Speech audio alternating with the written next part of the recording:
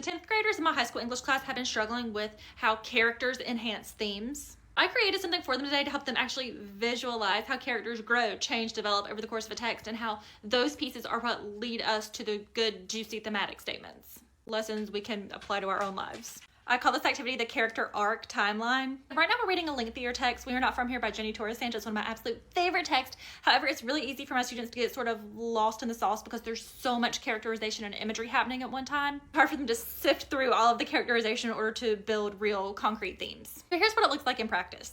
And hey, if you're new here, I'm Dr. Lily Gates. I'm a former reluctant reader turned high school English teacher, creator of the English Teacher Cool Club, and now I have a PhD in literacy. So if you're looking for more fun ideas for teaching high school English, then make sure you're following along. Looks like we just have 3 boxes. I tell my students to look at the character from the beginning, from the middle, and then now. Not the complete end, but now. I prefer doing this right before the end of the book so that they can start getting some ideas about themes and then have those themes solidified in their own minds whenever they do complete the text. They choose whatever character that they like in the text, and then they answer the same questions about the character from the beginning of the novel, at the middle of the novel, and then now. So they answer, what does the character believe? What does the character fear? What does the character choose? And then what changes? Last thing that I do with this is you can always have your students work on creating their own thematic statements. However, I like to provide some direction at this point in their theme journey. So I ask a question that helps them think about a theme about the topic of my choice. So let me show you what I mean. After they fill this part out, then they just scroll down and they answer, what does this transformation reveal about? And then you fill in the blank with whatever topic that you would like.